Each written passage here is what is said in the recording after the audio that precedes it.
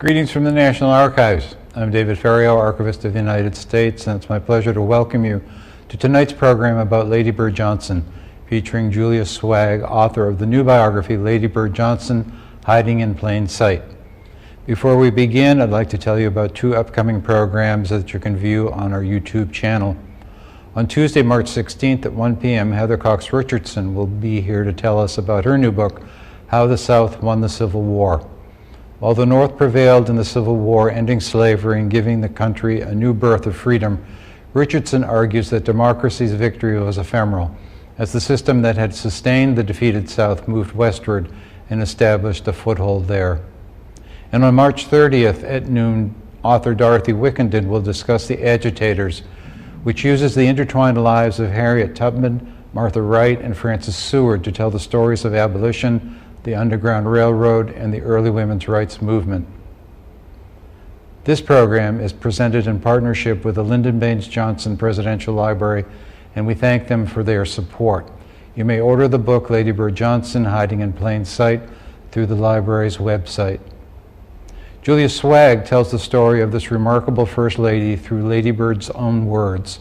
We're fortunate to have Mrs. Johnson's audio daily diary recorded on 123 hours of tapes preserved at the LBJ Library, which is one of the 14 presidential libraries administered by the National Archives and Records Administration. These recordings, which the library has made publicly available on its website, allows us to hear firsthand how Lady Bird was the president's most trusted advisor. She took an active interest in politics and was a tireless First Lady. The audio diary is truly a remarkable historical source. Listening to Mrs. Johnson's soft, calm voice, you can imagine yourself in the room with her. It is rare to have such a detailed record of history created on the spot.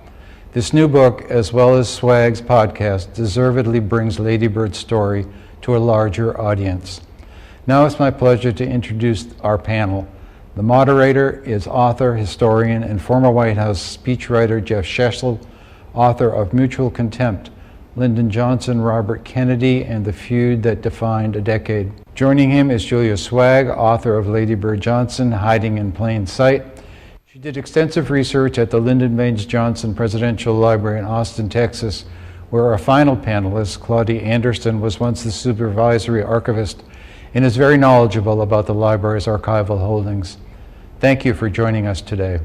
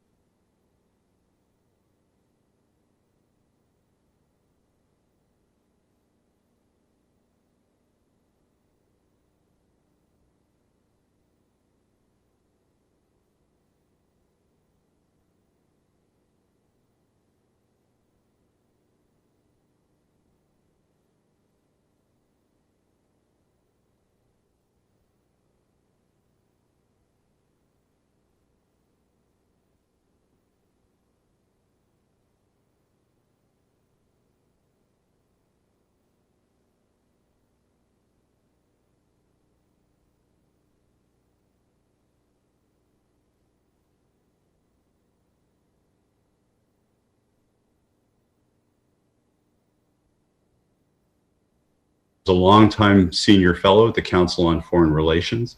She's been a leader at the Aspen Institute, and she is today a senior research fellow, appropriately enough, at the LBJ School of Public Affairs at the University of Texas at Austin.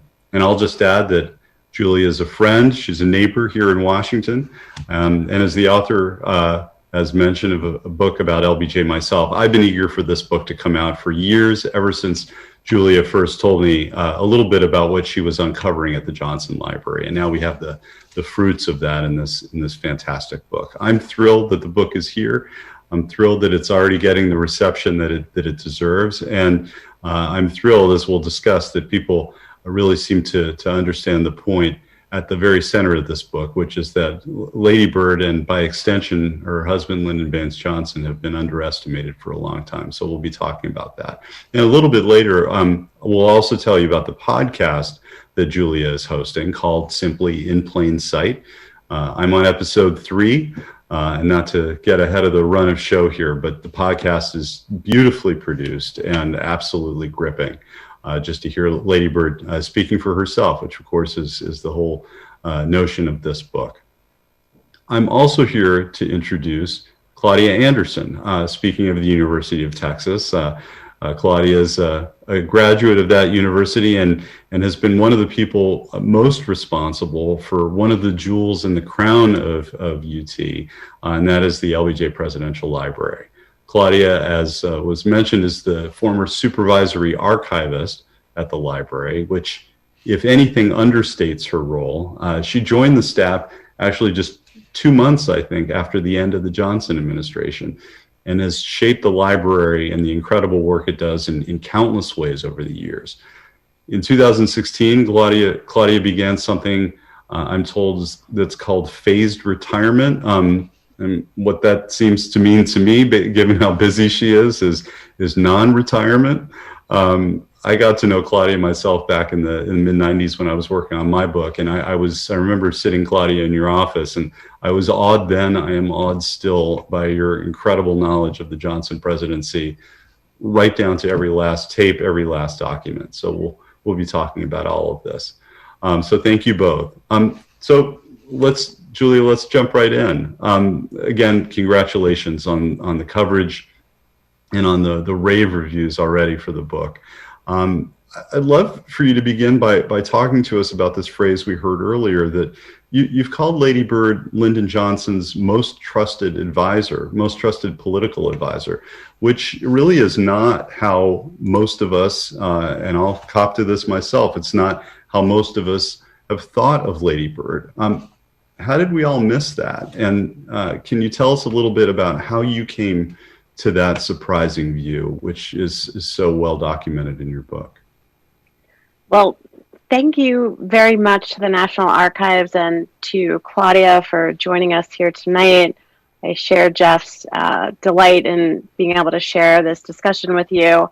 And Jeff, thank you very much for agreeing to, of course, read the book, which is a heavy lift when you have your own work to do, but also to think with me as I was writing it about its approach and to, of course, lead the way with your own work. I'm very happy to be here with all of you tonight and for those of you that are joining us. I came upon the idea of Lady Bird Johnson as LBJ's closest advisor by taking such a deep dive into listening to her diaries, reading the transcripts, and also doing all of the kind of contextual research and reading that one has to do to be able to understand the LBJ presidency on the one hand, but also to take her material and her account of her own experience of that presidency and put her in the center of the room, in a sense. And since she is telling us through her diaries and also through the other material in the archives, in the library and in other archives, about her participation in discussions about civil rights, about her campaigning, of course, all over the country in elections in the South for civil rights, about their numerous and very difficult, extensive discussions about Vietnam throughout the presidency, about her orchestration of the transition after the JFK assassination into the White House, her campaigning with him and separately for the Great Society programs. I mean, the whole arc of the presidency, and then, of course, her orchestration of his exit from the presidency showed me that, especially once the Johnsons lost Walter Jenkins, that she really was, of all of the people in the West Wing and all of the people in his administration, the person that he most trusted, whose judgment he went to repeatedly over and over again. So that's why I concluded that she was his closest and most trusted advisor. longest lasting, certainly. Absolutely. Now, not to get ahead in the narrative here, but you talked about Lady Bird helping to orchestrate his exit from the presidency. And the reason I'm willing to jump ahead in the narrative is because you describe this as something that was actually set in motion surprisingly early on by Lady Bird. Can you talk about that? Sure. So in May of 1964, there's a moment, and this is now only 5 months after they've come into the White House after the JFK assassination. Lyndon Johnson is facing pressure to escalate in Vietnam. Civil rights is stuck in the Congress. The legislation hasn't really picked up yet, May of 1964. And he, despite having very, very high approval ratings, is looking ahead to the November election and asking himself whether he's going to be able to sustain the narrative and the actual material achievements to keep the country unified. And if he does win election, to keep it unified after that. And he asks Lady Bird to lay out a memo for him, a pro and con analysis about the merits of stepping out versus running again in November. And she does that in May of 64, and it's a document that's in the library and that very explicitly says, here's the pros, here's the cons. Of course, I'm going to summarize here, and we're going to talk about that document a little bit later. But she says explicitly, you ought to run, you'll probably win, and then in February or March of 1968, you can announce that you won't run again for an additional term. And of course, on March 31st, 1968, we're almost at that anniversary, he announces that he will do precisely that he will not be standing again. And I thought that was read against the background of her entire diary, and especially starting in 1967, where she revs up her campaign with him and her work to get this issue front and center and on the front burner. You can see very clearly the thread going back all the way to the beginning months of 1964. It's a fascinating memo, and I urge everyone to read the book, which replicates it essentially in full. It is amazing to see Lady Bird with love, but also with the shrewdness of any political advisor, laying out the case, the pros and the cons, and then putting a thumb on the scales for the outcome that she believes is in his best interest and is the country's best interest. Which raises another question that I have for you, and that is, here was a case where Lyndon Johnson was clearly taking her advice, both in 1964 and then subsequently in 1968. And I've thought a lot in reading your book about Eleanor Roosevelt, clearly the model for an influential first lady. Eleanor Roosevelt tended to play out her influence very much in public. She was such a public figure, taking stands on issues as well as behind the scenes. And now FDR, as we know, didn't always think that Eleanor Roosevelt gave him the best political advice. She often did. Sometimes he thought she didn't. Sometimes he was right. Sometimes he was wrong. But he valued her perspective enormously, and he understood it was different from his own. I guess my question for you, after having surveyed the whole of the Johnson presidency and gotten so deep into their relationship and her advice, did she give good political advice? And did Johnson think so on the whole? Well, despite having waded through so much material, one can't know the full picture, because we are also talking not only about a political partnership, but about a marriage. So as far as all of the advice she may have given him, of course, I don't know whether it was all good. In the areas related to this, the entry and the exit, I think most certainly she did. I think as far as his perspective, you can look in his memoir, and he writes about her here and there, and often a great deal. And he refers to her quite admiringly all the time. He never really comes out and says, on X issue, I disagreed with her entirely. I think the area in which she was very strong with him which you can see in terms of what his administration did is with the environment. I think in a very positive sense, and of course she was promoting in a public way. I mean, that her environmental ambitions and agenda were very extensive and amplified very much what his administration's agenda was. But as far as Vietnam goes, I mean, one would have to say, looking backwards and not being in their shoes, that the advice that she appears to have given him on Vietnam was to reinforce his decision making. And she did that, from what I can tell, until about the end of 1967, when he himself was already beginning to have a shift. And I think there's two reasons for that. But generally, I think she shared his blinders when it came to Vietnam. She shared his sense of being stuck, of not having options, of feeling a lot of domestic political pressure to escalate, and was oriented around the experience of World War II as he was, in which, you know, the idea of a Munich or of somehow, you know, a betrayal really haunted them, and that's how they talked.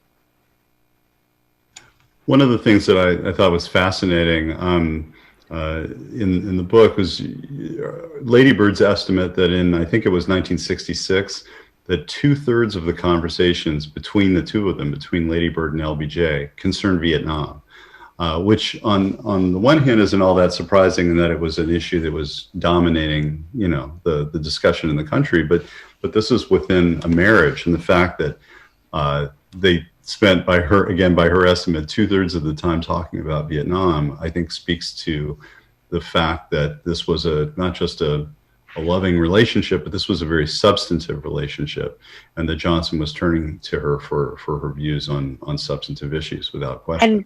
And just Jeff, if I to go back to that May 64 memo, there Vietnam is very much part of the context too for her. She writes explicitly about the pain that she anticipates he and she will feel, but especially he will feel, when and if he has to start sending young American boys off to war.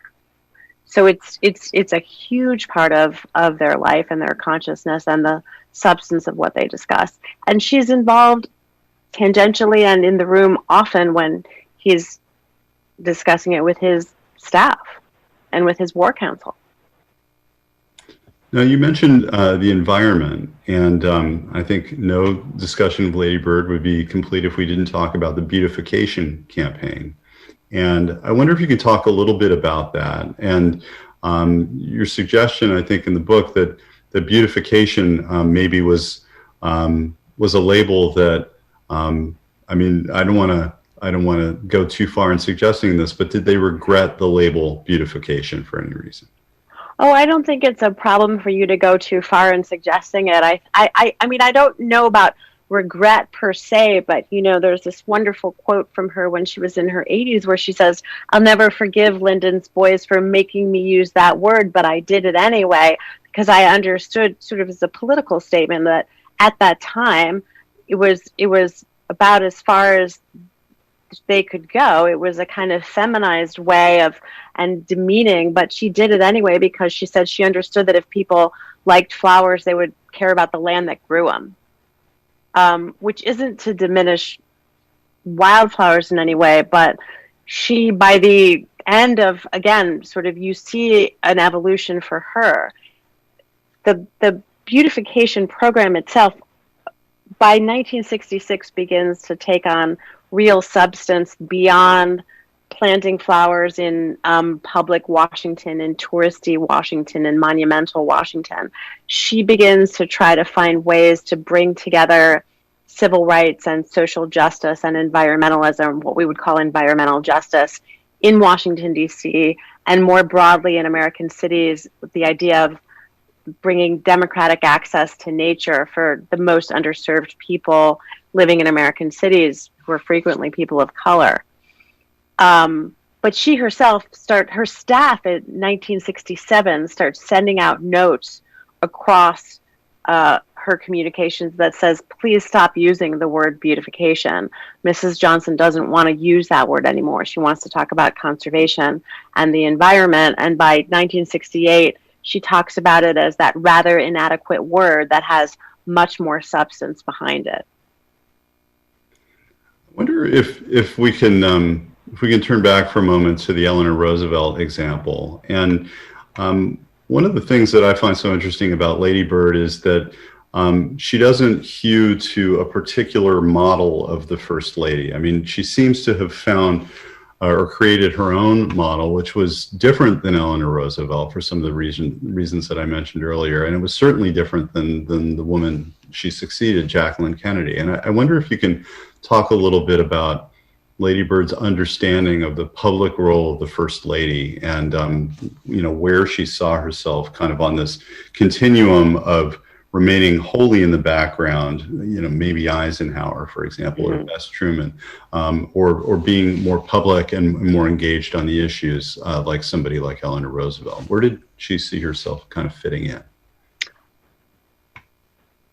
I'm not a historian of all of the First Ladies of the United States, but I know that Lady Bird saw herself as a descendant of Eleanor Roosevelt. She was an FDR Democrat, as LBJ was, in terms of the vision that the two of them had and felt that they inherited from the Roosevelts regarding deploying the services and resources of the federal government to help the body politic and to build a social contract and to bring up and to level the playing field for those most vulnerable. That was their perspective. And when she was a young congressional spouse in the 1930s, she was going into Washington alleys with Eleanor Roosevelt and going to the White House and attending activities with Eleanor Roosevelt. So I see very much a direct line between the two of them, and I think she saw it too. And it's true that she wasn't as public as Eleanor Roosevelt. She didn't have a column. She wasn't traveling around the world. I mean, she wasn't in the White House for as long as Eleanor Roosevelt was either. But I think she had, and now I'm going to jump to Jackie, precisely because she understood that there was no way she could fill Jackie's shoes. She didn't have the glamour or the youth or the beauty or the kind of, the glitz and the sizzle that Camelot and the Kennedys brought to the White House. And that, in some ways, I think, really freed her to figure out how to use this platform. She talks about, understanding that she has a platform and needs to figure out how to use it. And for about the first year until LBJ was elected at the end of 64, she dabbled a little bit more and didn't take the deep dive into the environmental agenda as comprehensively until afterwards. She was maybe arguably the first modern First Lady. She had a professional staff. She had policy aides. She had a chief of staff. She had a very active press operation. She had to fight to get a budget, which she didn't originally have, so that her staff could travel around. She had a political operation that reinforced and backstopped and worked hand in glove often with the West Wing's political operation. So what she didn't do, however, was publicize that, right? There was a screen where what we saw in the First Lady and Lady Bird Johnson was the beautification stuff and a lot of ceremonial and campaigning stuff. We didn't really see, and this is what's the beauty of these, among the beauty of these tapes, is how interconnected the East Wing and West Wing were. I mean, you could call it Lady Bird land, right? A la Hillary land. It was a political operation, and the person that ran that with Lady Bird was, of course, Liz Carpenter, her chief of staff, Sorry. I was just going to say who Liz Carpenter was, who was her chief of staff and her chief press aide, and had been a journalist in Washington for many decades, and was had started out on Lyndon's staff and was a Texan and a very powerful and intelligent and brilliant woman who was one of the only people, from what I can tell, who had the ability to go back and forth between East Wing and West Wing and between the two Johnsons and really get things done between the two of them. I think that's absolutely right. She was a force, and she was so well respected by both Johnsons and so valued by both of them. And you mentioned the tapes a minute ago. Maybe this is a good time to hear a little bit about the podcast. I think we've got a trailer or a teaser of the podcast that we can run here. I'll just tell you just before we play it, so people understand what they're listening to, is that this is something that I produced with my production partners at Best Case Studios that ABC News has been releasing over the last few weeks. And this week we're in episode 4. It's 8 episodes. I think of it as a 8-episode audio documentary. It's really a deep dive, very immersive into the period and into the Johnson presidency, told with my narration and Lady Bird Johnson's tapes and a bunch of other contemporaneous archival material. What we're going to play, because we couldn't decide what snippet to play for you and hope that you'll go ahead and listen to the whole thing, is the trailer. So you'll get a teaser and an overview of the story from this trailer.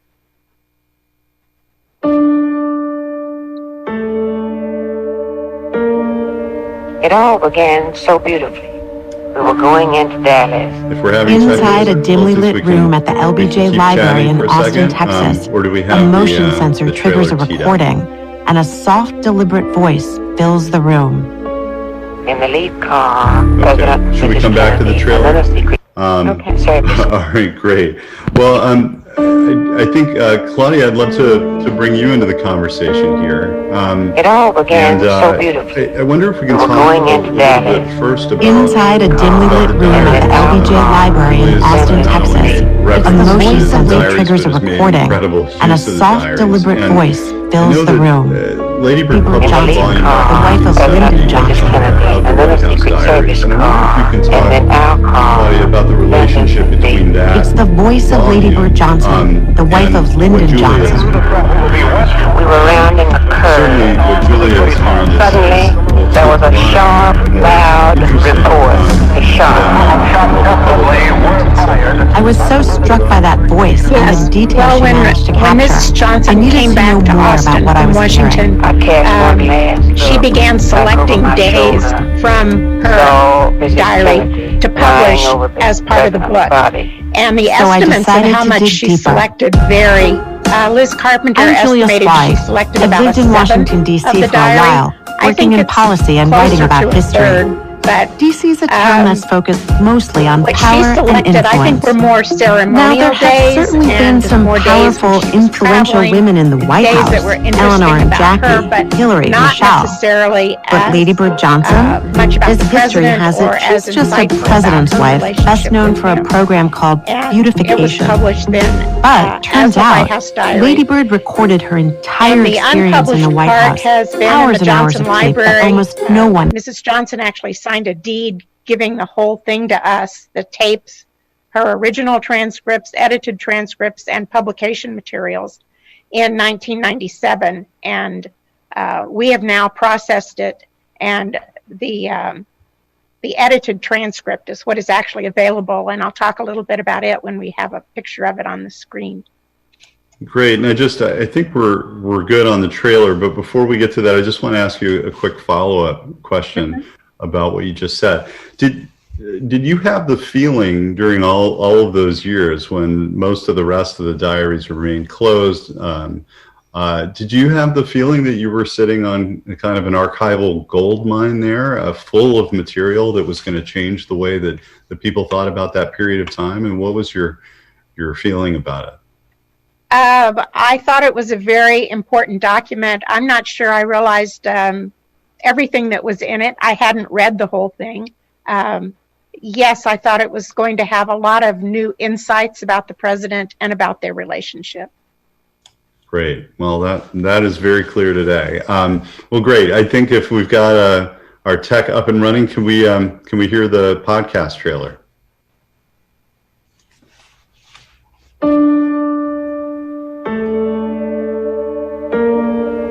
It all began so beautifully. We were going into Dallas. Inside a dimly lit room at the LBJ Library in Austin, Texas, a motion sensor triggers a recording, and a soft, deliberate voice fills the room. In the lead car, President Mrs. Kennedy, and then a Secret Service car, and then our car, Lyndon and me. It's the voice of Lady Bird Johnson, the wife of Lyndon Johnson. We were rounding a curve. Suddenly, there was a sharp, loud report. A shot. Definitely were fired. I was so struck by that voice and the detail she managed to capture.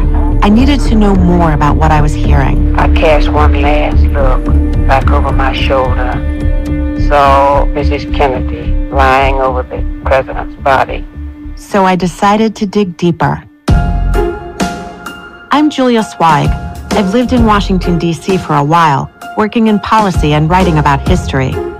D.C. is a town that's focused mostly on power and influence. Now, there have certainly been some powerful, influential women in the White House, Eleanor and Jackie, Hillary, Michelle. But Lady Bird Johnson, as history has it, she's just a president's wife, best known for a program called Beautification.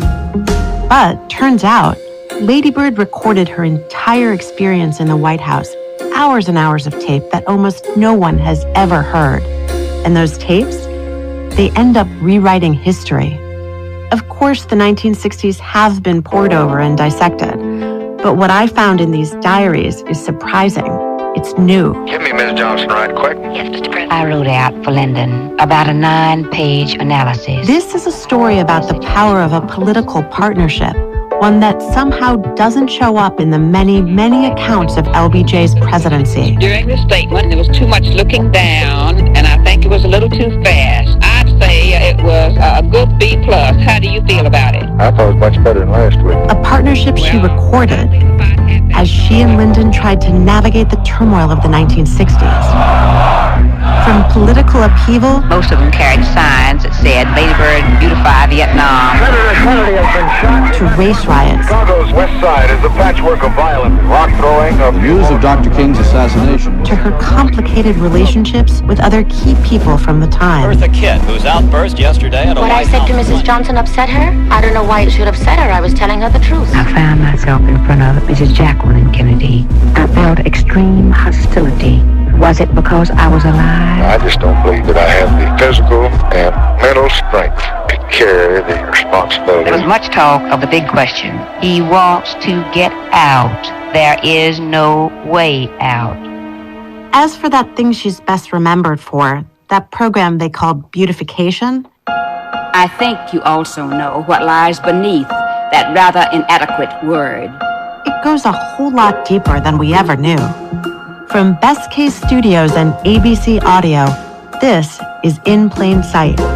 This season, I'm looking at the untold story of Lady Bird Johnson, a canny political operator, an activist, one of the most influential members of the Johnson administration, even if we never saw it. Subscribe to In Plain Sight, Lady Bird Johnson, wherever you listen to podcasts, and look out for our first 2 episodes on March 1st.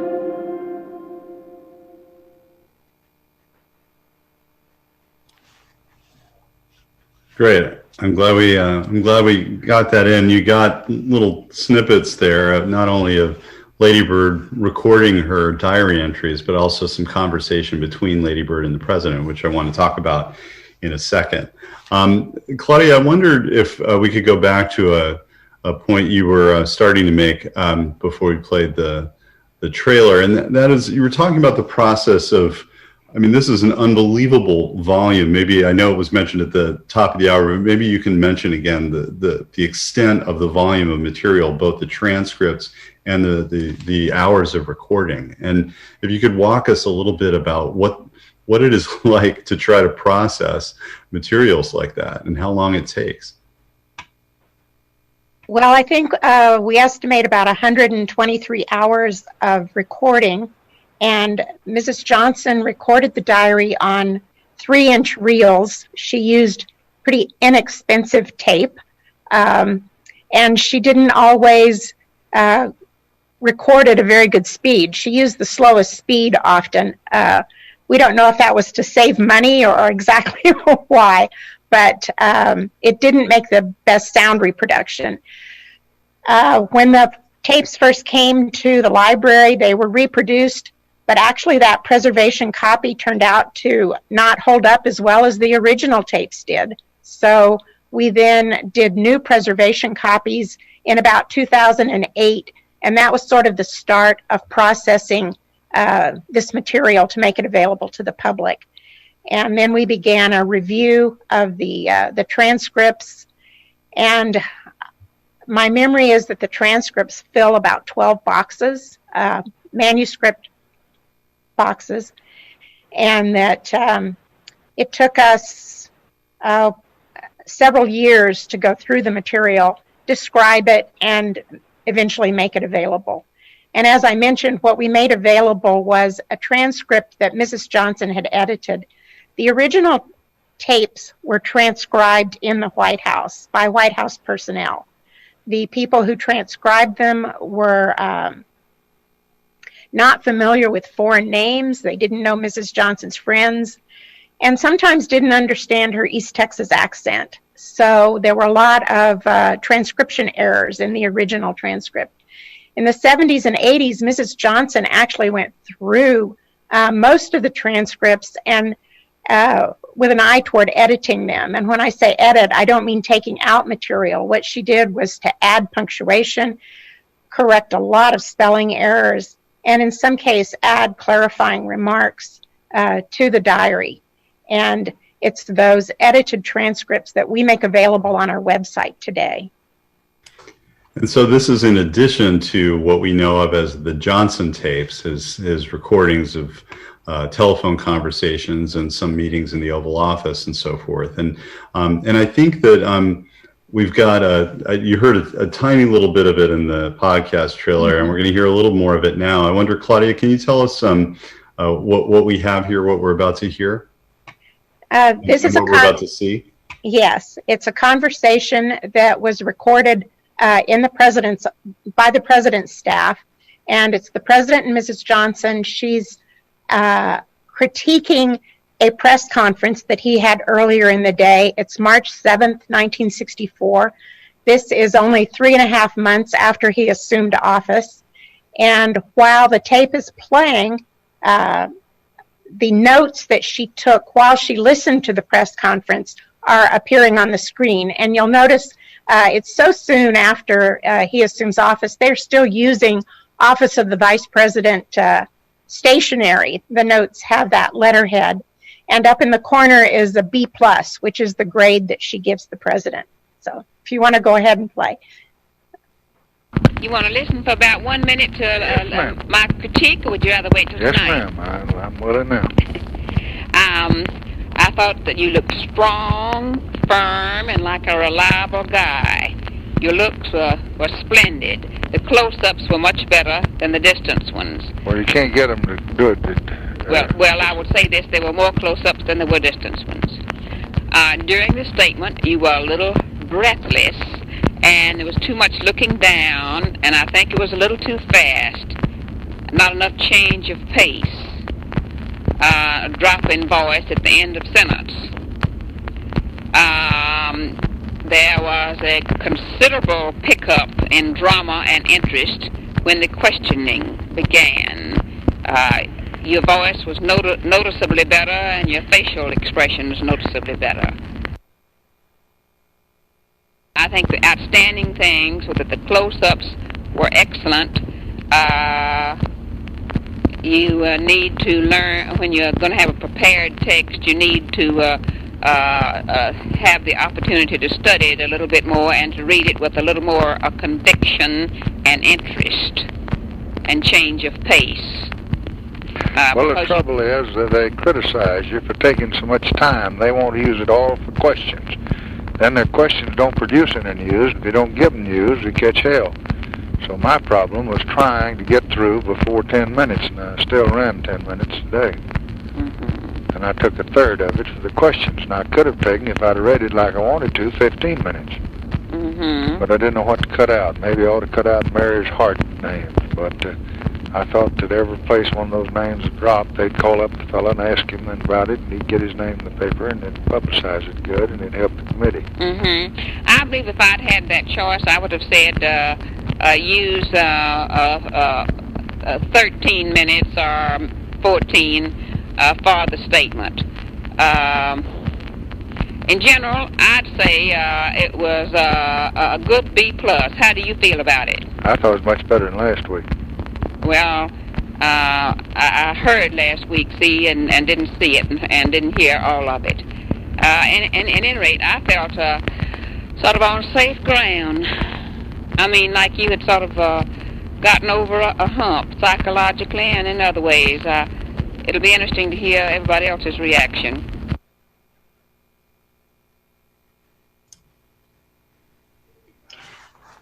Read it with a little more conviction and interest. Yes. There weren't too many people who got to speak to LBJ that way, and No.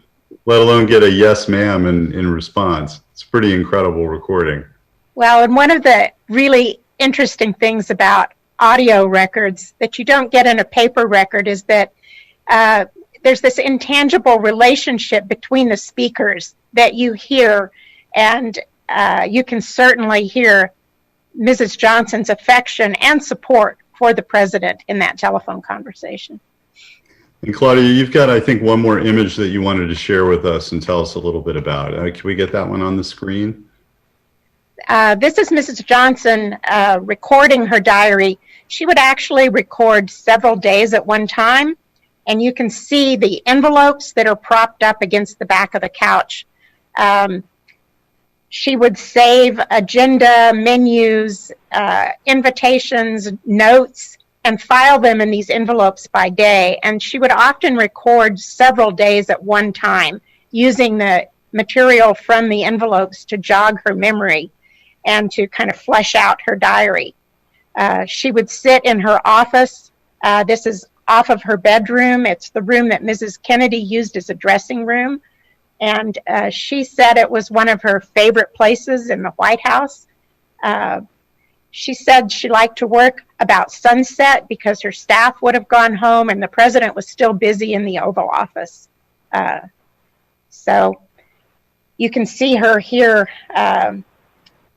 I think it's interesting that she took steps to have a photographer document that she did this. It is fascinating. I mean, she's documenting the presidency, and then she's documenting the documentation of it. And yet, at the same time, so much of this, to use Julia, your phrase, and we'd love to get you to jump back in here. So much of this was hiding in plain sight. Yes, some of this was closed, and yet there was enough out there, wasn't there, that we should have known. At least more of what you've revealed to us here in this book. Can you talk a little bit, Julia, about why did we miss this for so long? Just to bring it back to something that we raised earlier in the conversation. Right. Thank you. I loved listening to that tape just now, and also it doesn't just show. I will answer your question, but I just want to add that it doesn't just show her affection and trust for him, and it shows his reliance on her, right? You can hear that this is something they've been talking about for a long time, that he's working on, that they're working on together. This feedback is about the two of them kind of building their muscles as public figures in the presidency. And this is early days. He's going to her. I don't know if he went to anybody else who would give him that sort of feedback, as you heard. Why was all of this material missed? It's a question about the field of presidential historians and how presidencies are written about. They're written about with a focus on the individual president primarily, and after that, perhaps his national security staff and closest Oval Office advisors. I think it's, of course, the case that the American presidency has been occupied by a male president, and so the gender bias is just baked into the way we have been telling the story of the American presidency. It's very focused on the president. Lady Bird's case of why we missed this is a little harder for me. I mean, it's true that the material, the full unredacted released audio and transcripts hasn't been out there fully until the process was completed, I think, in 2016 or 17. But it's been coming out, and as I wrote a piece that was published today in The Atlantic, which says also that LBJ himself is an enormous topic, right? He has a very long political career that precedes the presidency. He and Lady Bird were devoted to stuffing the LBJ library with as much material as possible. You know, their bias is toward access and documentation. You talked about her documenting her presidency, her involvement in the presidency, and also documenting herself doing that. The two LBJs were copious collectors of documentation, one secretly, the other one openly, in terms of the tapes. So there's a lot of material to get through for anybody that wants to take on any aspect of Johnson and the LBJ presidency. But I also think it has to do with, just kind of a baked in assumption that careful, controlled public image that Lady Bird put out and constructed for herself, because it was careful and it was controlled, was all that met the eye. And that, I think, is a matter of socialization and biases and sort of a kind of gendered worldview that we need to get over. And it will start overcoming it as we see more women in positions of power. She worked hard to document the power she had, but she also concealed it with clarity about wanting us to know it at the same time. So she covered all of those bases. It's a really fascinating paradox. And I wonder if both of you, and please, both of you weigh in on these questions. I'd love to hear you talk a little bit about why. I mean, what was behind the documentary impulse, we can call it that. I mean, clearly, Julia, as you've described, Lady Bird had been playing this role with her husband. This didn't start when he became president. She had, been advising him clearly on political questions going back probably to the beginning. I mean, even before he had first won that special election to the House in 1937. And yet, as far as we know, and Claudia, tell us if you have any indication otherwise, she didn't begin to write these kinds of diaries or make these sorts of recordings until right after Dallas, 1963. Isn't that right? Why then? Well, I think it was because they assumed the presidency, and she knew how important it was going to be. And you've got to remember, her education was as a historian and a journalist. And I think that she immediately saw the importance of this record when they assumed the presidency, and that's why she started. And I think it was just part of her nature. She knew this needed to be done. I want to jump in and ask Claudia, because I haven't asked the library officially for a while, but I came across something actually sort of late in my process of writing the book and doing the podcast. As a trained journalist, she always had with her these small little spiral notebooks that she took notes into. Mm-hmm. And we hear in episode 1, but generally in the interviews that Jackie Kennedy did with Arthur Schlesinger Jr., she talks about being sort of taken aback that Lady Bird could sort of carry on a conversation with whomever was sitting next to her, but across the room she's listening to Lyndon's conversation and taking notes in one of these little small notebooks.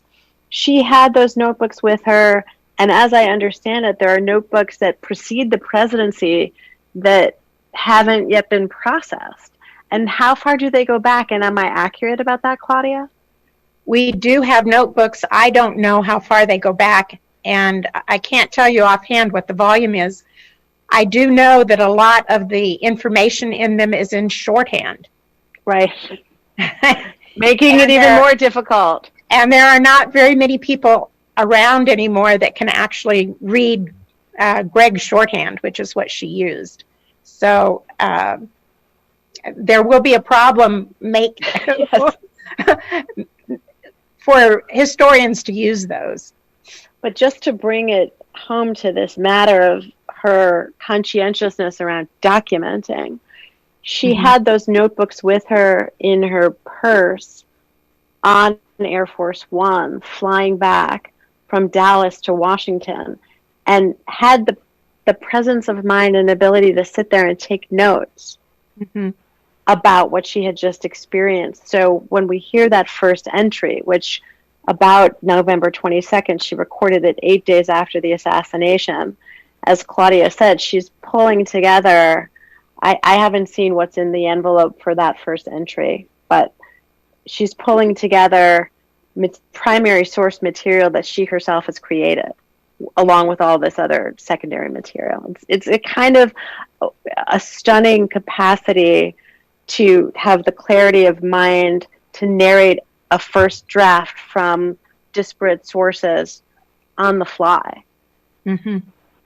Well, it's that cliche about journalism, right? That it's the first draft of history. I mean, she was really, in a sense, literally writing the first draft of history right there, as it was happening in that moment. And I wonder, sorry, go ahead. Yeah. A lot of the notes that she took ended up in those envelopes. And for example, the notes that I put on the screen, we found that in the envelope for March 7th, 1964. And so some of those, you might talk about notebooks, but I think a lot of the pages were torn out and actually ended up in envelopes or other places too, in addition to having intact tablets. Claudia, this makes me want to ask you, sorry, Jeff. No, this is, this is your time. Because I think one of the people in the audience tonight is Barbara Klein, who was at the library working very much with Claudia and helping me a great deal when I was doing my research. And I think I remember a conversation when I asked Barbara if I could see the envelopes. Could I see the primary source material that created? And I think the answer was those aren't processed either. Are those envelopes, for anybody that wants to keep going? I mean, that would be a great deal of fun to dive into. Are they now processed? They are not processed. They are still at the library unprocessed. And I'm glad you mentioned Barbara Klein. The library owes her a great deal of gratitude for processing material and helping researchers to use it. Hear, hear.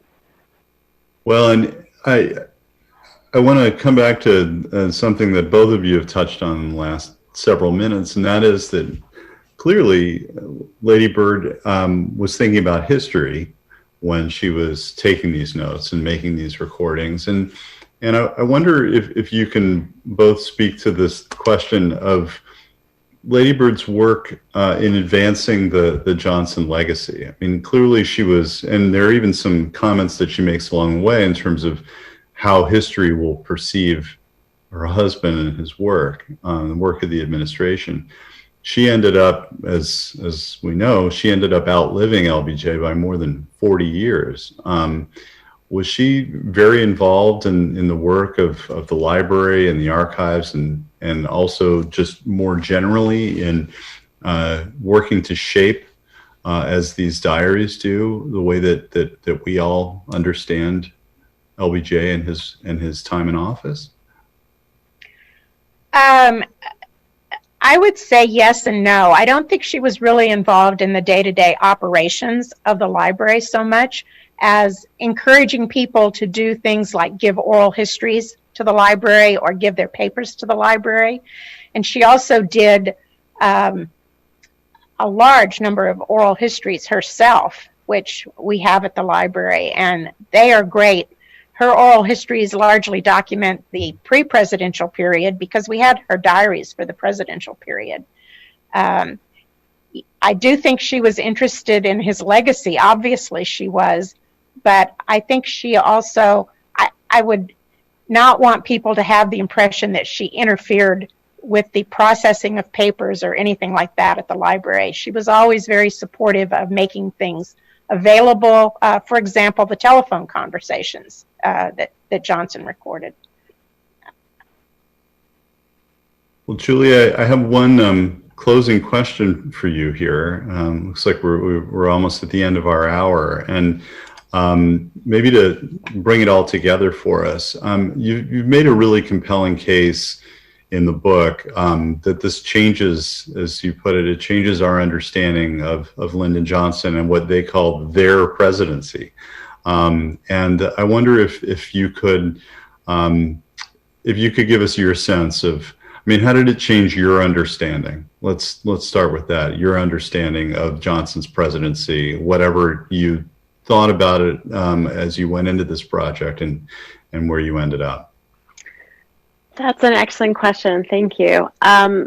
You know, I think from my days working in and writing about foreign policy and being a student of American diplomatic history, my own training was a little bit what I described before, which is, you know, we focus on the president, we focus on the national security staff, or broadening it out. If you think about the LBJ presidency, one thinks about his two major components. On the one hand, civil rights and Great Society. On the other hand, Vietnam, and kind of his overarching personality. And around personality, the historiography has focused very much on LBJ and his exercise of power.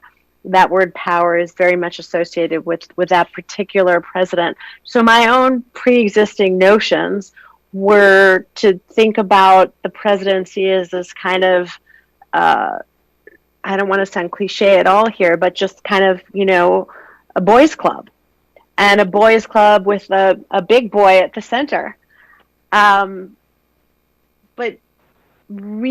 taking Lady Bird's story of the presidency and placing it into that context and placing her very much in the room. She talks about being in the room all the time.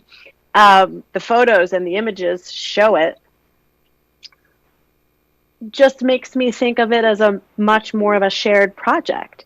And of course, I think that a problem with the American presidency, and we see this even in real time with American presidents in the White House, is that, you know, the single individual American president often complains once they're in there that they don't have that much power. That, you know, this is necessarily a collaboration between three powers, certainly across cabinets and interagencies. We heard Obama talk all the time about feeling a little bit limited in his powers. So I think it's caused me to broaden out the definition of power, where a president derives his or her power, and what resources a president draws upon for that power. And that's where this particular First Lady, Lady Bird Johnson, comes in. And I think we'll see this in the future. And I think we can go back and revisit more recent presidencies through that lens of power more broadly defined. Well, and clearly there was a center of power in that Johnson White House that we didn't know enough about. So we're grateful to Lady Bird for keeping a record of that, which not every subsequent First Lady will have done. And we're grateful to you, Julia, for bringing all this to light and really changing, again, on the part, and speaking on behalf of a lot of us who spent a lot of time working on thinking about the Johnson presidency. This really casts a lot of things in a different light, a richer light, and it's a fantastic book. And thank you for talking with us about it here today. Thank you, Claudia, for adding your perspective from being at the center of operations there in Austin. And I just want to say before we wrap up that for all of you who out there who are interested in buying this book, and I hope many of you do, there are some signed copies available that you can order at the Johnson Library. I think if I've got the website right, it's lbjstore.com. I think there's a discount right now, and the discount code is Claudia, appropriately enough. So you've been honored with the discount code, which is not something that many of us can claim. So I want to thank both of you again, and congratulations again, Julia, on this tremendous book and thank you very much. It's getting. It's wonderful to be here with both of you, and Jeff, thanks so much for moderating a great evening, and Claudia, again, wonderful to have you here with us, and thanks for everything you've done. Thank you. Thanks very much. All right, good night, everybody. Good night. Good night.